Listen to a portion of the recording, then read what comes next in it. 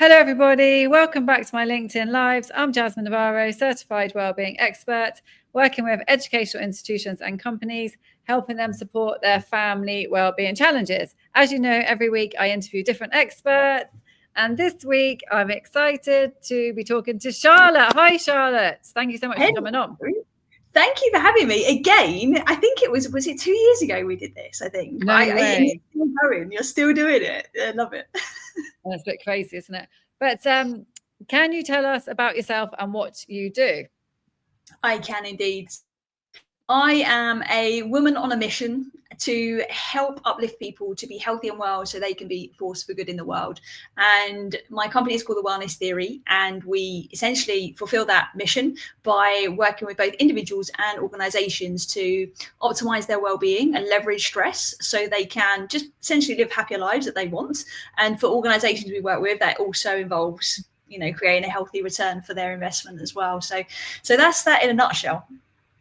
Brilliant. No, I think the work that you do is amazing. And I know you've won awards and all sorts of things. So I'm really looking forward to talking to you about that. And we've had lots of comments as well, questions before. Such a hot topic. So yeah, the topic you chose today, the link between stress, performance and impact. Tell us about that. What made you choose it for today? Because I've seen it over and over and over again, right? So with kind of the coaching side of our business and organizations that we work with, we see over and over and over when people start to really be able to lean into stress and optimize it in a healthy way, they're obviously then performing better. But then there's this beautiful thing that happens, and it's really been through kind of my personal journey, but also from witnessing our clients, that they suddenly unlock this part of themselves or a part of their organization that makes them want to then give back. It's almost like when we start to get a real handle on our own well-being, it unlocks something that creates this ripple effect that takes us into this whole new world that is actually even more fulfilling than we could have imagined. And I think it's just a topic that we don't get to explore enough, I guess. So really, I want to be reframing stress as a force for good and recognize that it actually can be healthy, as we all kind of know, we're aware of, but where is that magic line, right? And that's really why I chose this topic. And the fact that it's needed so much, right? There was the latest global state of the workplace showed that 46% of managers are feeling stressed every single day, and 40% of the managers want to leave their jobs. Right. And that's just one stat in an ocean full of loads that just shows again that this is something that needs to be addressed sooner rather than later. Yeah, no, definitely stress. And I think, stress, I just feel like it's one of the biggest killers, isn't it? When you think about it. It is. Well, 80% of chronic stress is linked then as a precursor and a contributing factor of dis-ease and illness. So if we can start to get a handle and be more proactive around stress, we'll start to see less suffering overall, ideally. Yeah. And definitely. I'm really excited to ask you all these questions about this. But what was I going to say about stress? So what I've noticed, I don't know if you've noticed this, even with family, friends, even when I've gone into companies as well, I've noticed that a lot of people just feel like they're really stressed, but they feel like this is normal and this is life, and life is stressful. I hear that all the time. It's like, well, we're supposed to be living like this sort of thing. It's like, well, no, you can change it. I don't know, what experience you've had? Because I know you've gone into so many companies and everything. 100%, and listen, life is stressful. There are a lot of things. We're designed to now, our human body is designed, first of all, to have a stress response to things around us, right? It's just becomes a problem when we get into these high stress states that we can't get out of, right? And they become chronic. Yes. But also with the society we live in now is very overstimulating. So now more than ever, we have more and more stimulus that our stress response has to kind of deal with and process. And often we don't really learn the skills to process all of this stress. So then we just stay in this heightened state, and typically we kind of get stuck there. Not always, but often. Yeah, exactly. So, okay. So what is the link between stress, performance and impact? Awareness, recovery, values. I mean, there are many. I'm literally just finishing up writing a whole book about this, but they're the key ones. Wow. So where do we start then? So imagine so many people, as you've mentioned, and as you can see, are completely stressed out. maybe they're stressed out at home, stressed out on their job, but it's all sort of comes into one. Like, what can we do? Like, what do we do in simple terms? Because I think, it's a great question, right? And it's one that gets asked often. And I think the first thing we need to look at is our perception of stress. Do we believe it's here to kill us and this big, bad, horrible thing? Or do we believe that it's here to help us grow? And if we get a handle on it, it can actually help us to live essentially the life we've always wanted to live. So I think the perception is the first thing that needs to be checked, right? So if there's anybody watching this that is struggling, take a pen and paper and actually write down, how am I perceiving this, right? Am I perceiving this as growth fuel, or am I perceiving this as like panic, danger? Oh my God, I'm just going to be stuck in this forever, right? Our perception has a huge impact on that. So how do we think? So to put that in I know you have put it in a simple way, but to put it even more in a simple way. So I'm feeling stressed. So I'm going to write down, what are my thoughts about how I'm feeling? Yeah, but why do you believe that you're stressed, right? And what is this stress here for you? Is this stress here to have a positive effect on you, or is this stress here to have a negative effect on you? Right? Is it here to show you that we need to grow our capacity? Right? And is it here to enforce some boundaries? Is it here to show me that I'm not living aligned to my values? Or is it here to make my life an absolute nightmare and to worry about stress and be stressed about being stressed? Right? Or to blame my stress on somebody else? Am I blaming my stress onto my boss or my workload, right? Or my kids? You know, as soon as we start to turn that corner, well, then we know what we're working with. Because if we're in that growth is here to make our stress is here to make our life an absolute nightmare, well, then we've got to look at what is that belief system, what's going on here, what is potentially misaligned, because often that there's something else fueling that, right? It could well be some fear, feel like a loss of control, feeling like we're a bit of a victim in certain situations, which is so natural. And we see this over and over again with clients. I've been here too. I've been so stressed to the point of not knowing that I was stressed and obviously burning out over time. And that's not a thing I obviously wish upon anybody, but that's why I'm so passionate about it, is because we can catch it, right? If we just pause and ask ourselves these questions. And what happened with you? I mean, you don't have to go into too much detail, but with your story with the stress. Yeah, well, I can for sure. I mean, I remember we spoke about this, I think, last time on the show, but so basically I was at a point of working at a really high level. I was managing hundreds of employees across GCC, flying backwards and forwards to different countries. Really loved what I was doing. Yeah, so that was like one factor, but I really loved what I was doing, right? So everyone's like, well, if you love what you're doing, then surely it's fine. But actually, it was way above my capacity. It was past my threshold that I was conditioned for. And so what I know kind of in hindsight is that, there was perhaps some skills and some lessons that I needed to learn about how to manage my stress and my emotions and like my life essentially, right? And this threshold. But for me, that looked like trying to prove myself, working too hard, becoming more reactive than I was usually, overthinking things. I got to a point when it started to get into real kind of chronic stress and into kind of those later kind of burnout signs and signals. I was emotionally eating. I was withdrawing a lot. I didn't want to be very social. And I got to the point where I remember one day I was living in a shared apartment in Abu Dhabi. This was about 10 years ago now. And I come home from work, closed the door behind me, and I was just in tears. I was like in absolute bits. There was just this emotional cocktail. I didn't really know what I was feeling. And that was the day that I really wanted to end it all. I wanted to take my own life. And I, not to kill the mood, but I got a big long scarf. I put it up onto the big fixed wardrobe that was up there, and I was ready to go, and it was... Yeah, definitely rock bottom. That's what, for me, that's what rock bottom was. And for whatever reason, thank goodness, I didn't go through with that. And I ended up, in the ball on the floor, emotional cocktail of relief and confusion and depression. And I didn't really know what to do, right? And it was only then when I obviously then sought help to understand what was going on. Because given I've been in the health and wellbeing space since 2005, right? So for me to have been at that state, given what I did for a living, there was a lot of shame attached to that as well. It was like, how did I get here when I know, right? And so there was a lot of confusion. But back then, when I qualified, you know, in the areas that I specialized in, there wasn't anything around mental health and emotional well-being. And so there was a big missing gap. And so that was why that sent me down a rabbit hole, then recovery, and then turning all of this into, well, this needs to be shared with the masses. Because if I'm so close to health and well-being and I didn't know, then, you know, Bob next door is probably not going to be aware at all. So that was kind of the catalyst for starting. Well, so again, something good's come of it, but I could have caught the signs a lot earlier had I been aware of my own perception and had a lot more self-awareness. But that's the thing, isn't it? That's the whole thing. We just assume that everybody knows all of this. And even if, like you said, even if you're working in that field, you know, you're talking about it every day, you can still have that lack of self-awareness for yourself. I mean, I've been there in different ways, but it's, you know, we cannot underestimate how much we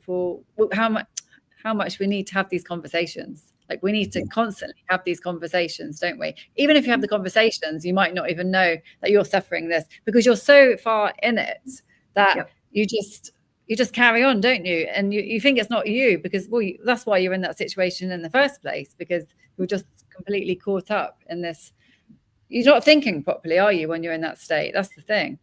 Not at all. And I mean, I know my example is an extreme example, and not everybody experiences stress or gets to that extent of burnout, but it's checking in and being like, okay, what's misaligned with me right now? What am I not okay with? Where is that tension a bit too much? Because that will be a signal, that will be a sign, right? Maybe it is eating more than you would like. Maybe it is doom scrolling more than you would like. Like, why is that happening? What else is happening under the surface? Because often people say, I'm stressed, but actually that's usually a bit of a label and a cover up for deeper emotions they might be experiencing.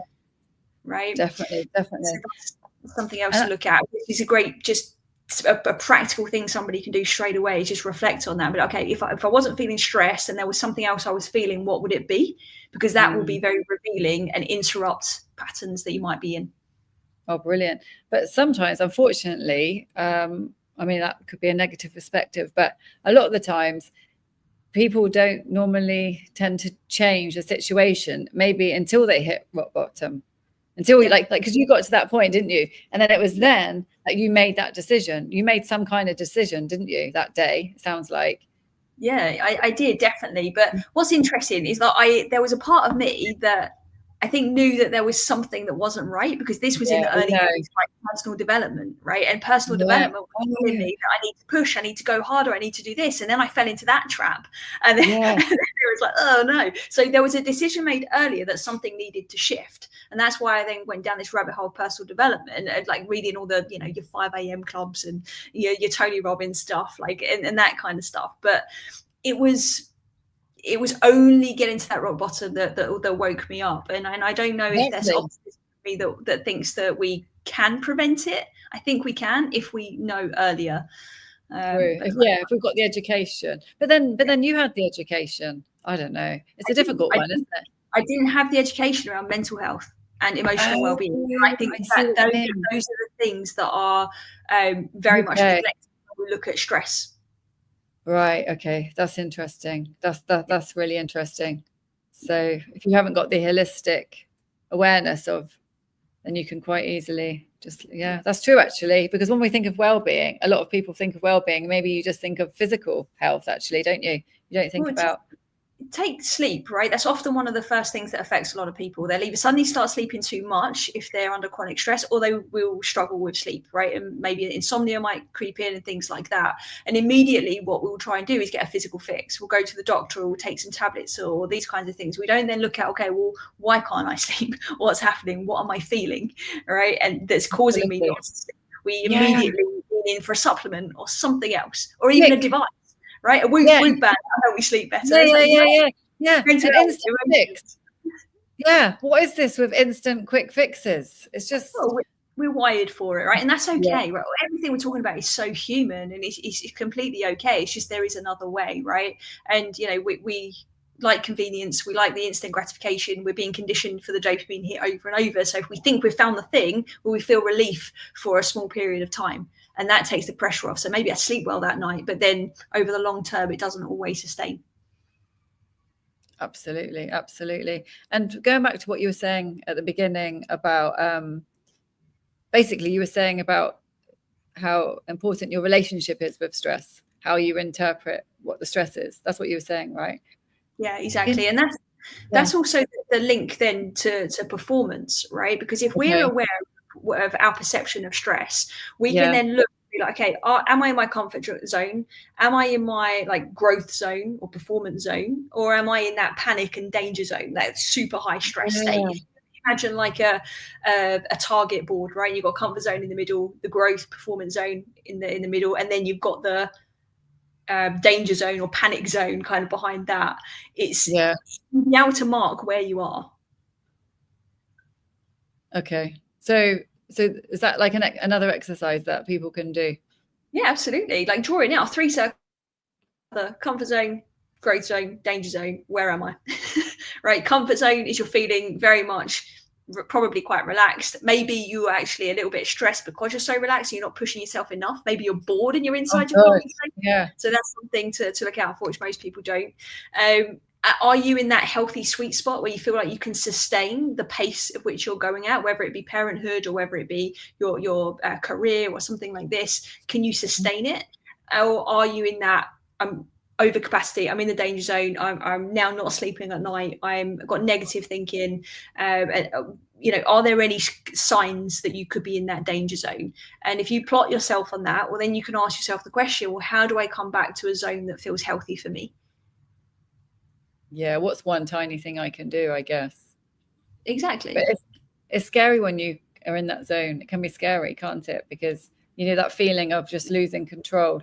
It can be quite a scary place to be once you've reached that point. It's that's why I love what you just said, is like, what one small thing can you do that will bring you a step closer back to your comfort zone, right? Or to your growth zone? Because we're supposed to kind of go in and out of all of them. That's okay, right? It's not like we're trying to stay in performance or growth all of the time, but it's just what one thing is going to give me a bit of relief that I need right now, a bit of recovery. Recovery is one of the links that I mentioned earlier, is like we typically don't recover enough, and we don't factor that in to our lifestyle. So we just stay on this like go mentality most of the time, because we've got a 24/7 culture now.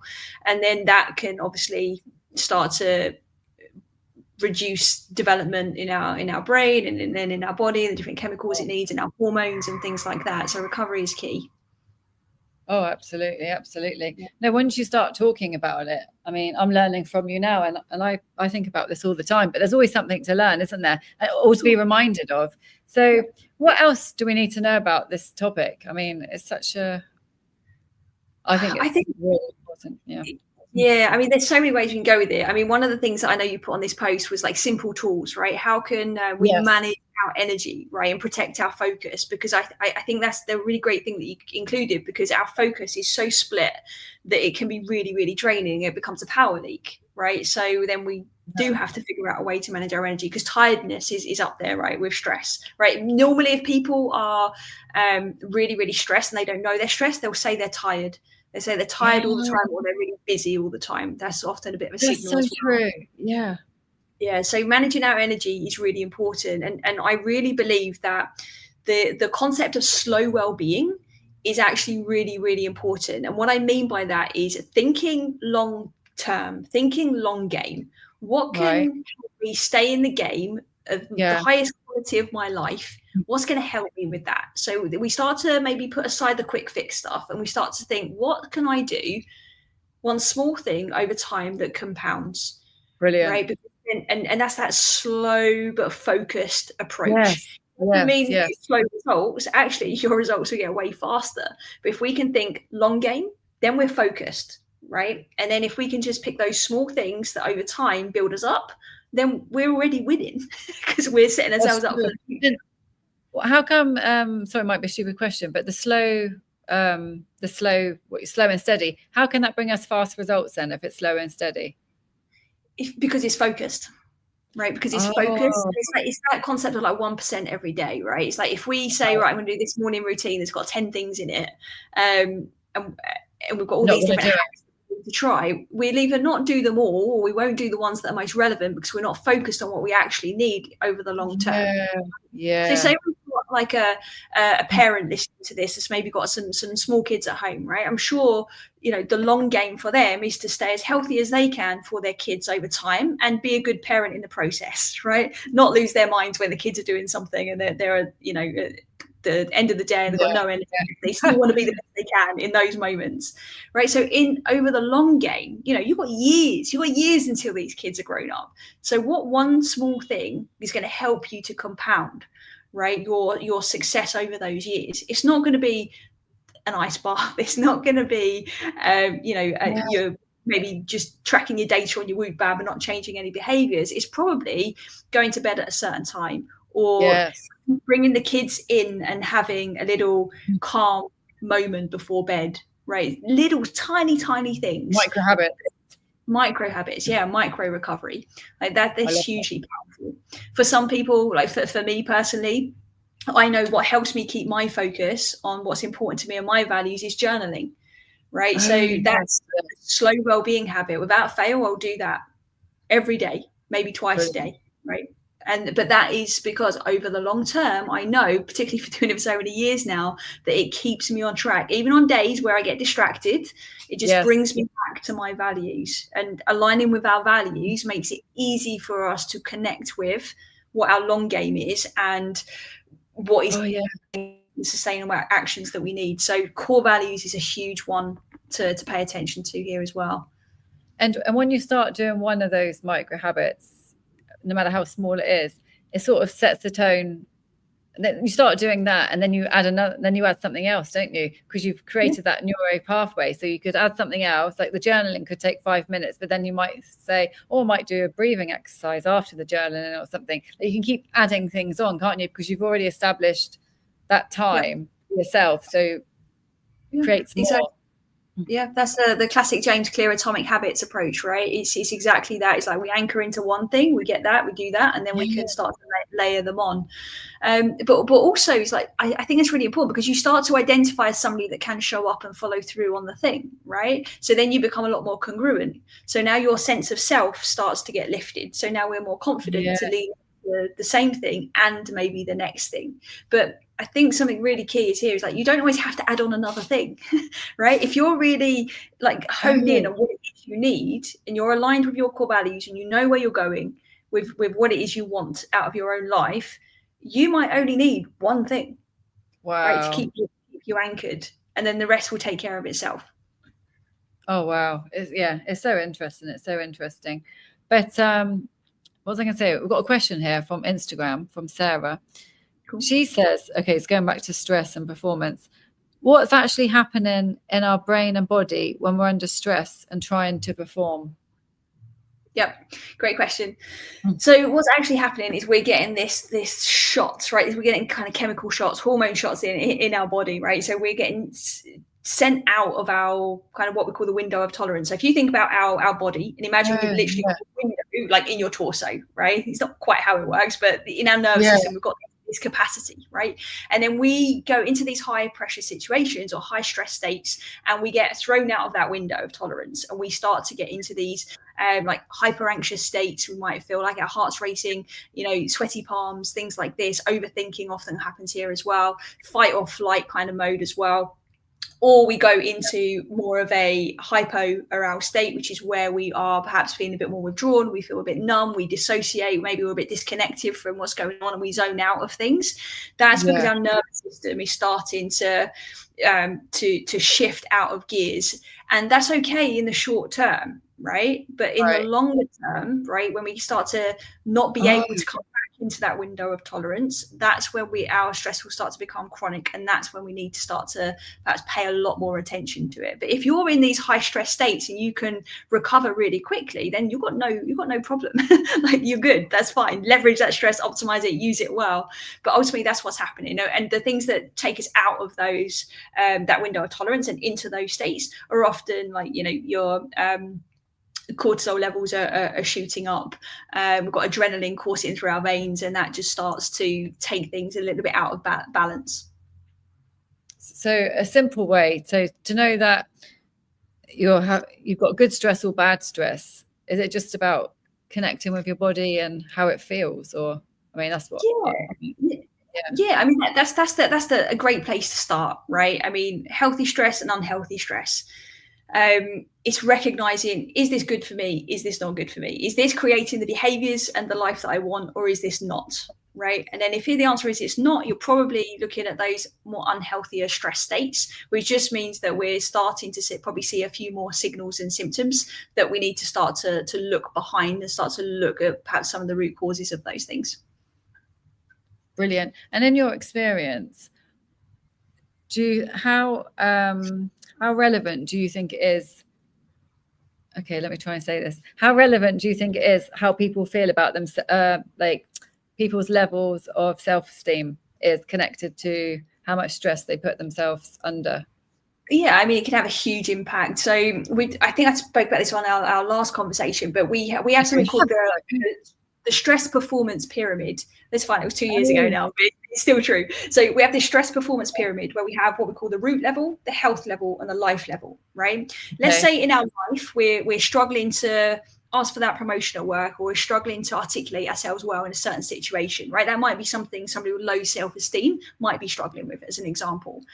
And typically what is happening is that they're struggling at the top of that pyramid in their life, their daily life, but there's something going on at the root level, right, at the foundation that's impacting their self-esteem, and that's why they're getting the result at the top of that pyramid at that life level. Right. So if we can look at, okay, well, what's happening with that self-esteem? Where has that come from? Maybe there's some beliefs in there. Maybe there's some unresolved emotions from the past that are contributing to that. Maybe there's some ideas about the world that might be coloring our vision of ourselves and the world around us.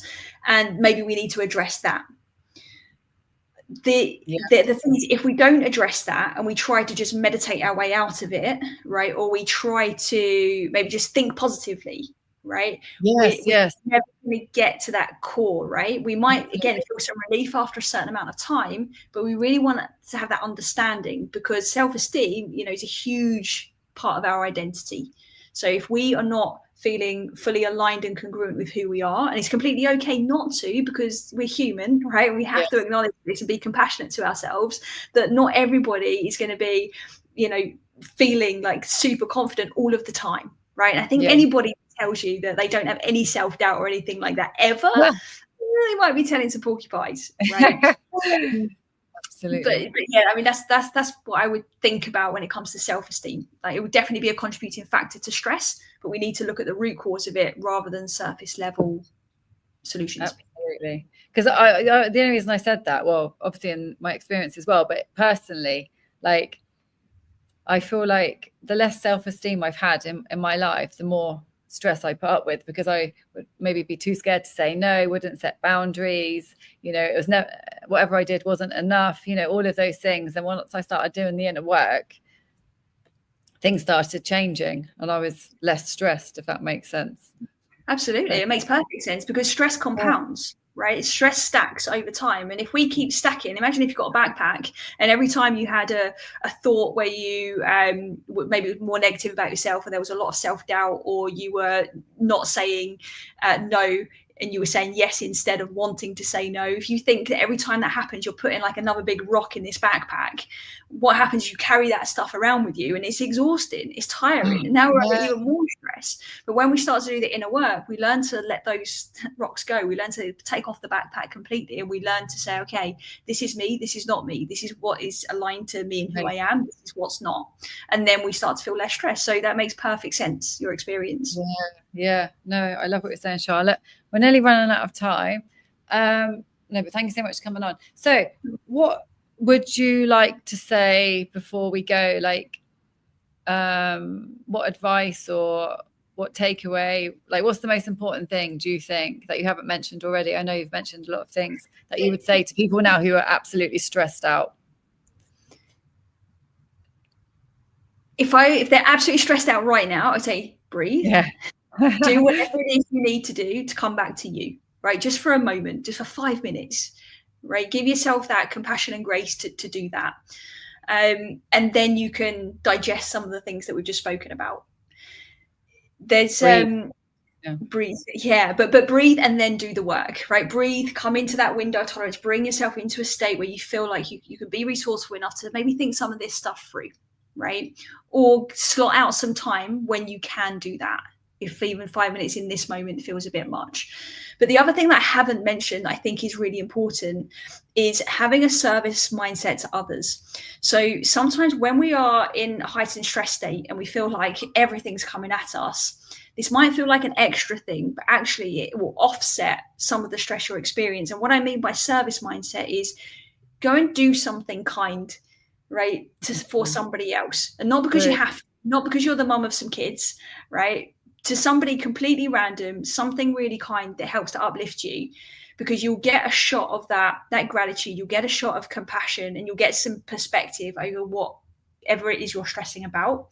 And that will bring you into that healthier state within your own body, you're in your own nervous system. And that again is a window where you start to ask some of these deeper questions. But it all starts with being compassionate enough to yourself to say, I need a breather. This is all a little bit much right now. And that's it. Like, start there. That alone is going to start to already unpack the backpack stress that we're carrying. No, I love that. And it doesn't have to be a massive thing, does it? It's just a small step to start with, just to start something. No, brilliant, Charlotte. Thank you so much for coming on. I've enjoyed. I loved our conversation as always. Can you tell us how people can find you, and if there's anything that you've got coming up? I know you're going on a break, but if there's anything coming up, I know you have an amazing networking group as well. You can tell us about that in case people want to join. Yeah, absolutely. So one thing off the back of everything we've spoken about, you can go to any of the links on any bio that you're looking at this video on, to Wellness Theory or Charlotte Stebbing-Mills, and you will find a link that is a completely free resource where you can do a little assessment to see how you're doing when it comes to stress and performance in that life, in your health, and in that root level. So if any of this kind of makes sense for you and you want to learn more, go ahead and do that, and you'll get all of this like cool stuff that will point you in the right direction of perhaps where to focus. So that'll be the first thing. And thank you, Jasmine, for mentioning the networking group. Yes, I forgot to mention at the start, so I'm a co-founder of the Wellbeing Leaders Community, which is basically a community based here in the UAE for those who are leading well-being, whether that be within organizations or supporting organizations. It's a space where we come together to make sure that well-being leaders are staying well, so that we can continue to have this ripple effect. And there's all sorts of different elements to that. And there'll be a big event coming up in November, which we're very excited about. And we'll have another meetup in September as well for that after the summer. I'll definitely be joining that one. But no, thanks, Charlotte. And if you don't mind, can you put all of those links you mentioned on the post, and then people can just click on them? Yeah. No, but that's brilliant. But no, thank you so much. No, thank you so much. Lovely to see you as always. Look forward to seeing you, and I'll definitely come to the next meetup, because super valuable, super nice people, lots of connecting and networking. But no, thank you so much, Charlotte. And thank you, everybody, for joining us. If you have any questions about this, please message Charlotte directly or leave a comment on the post. And I will see everybody next week. What?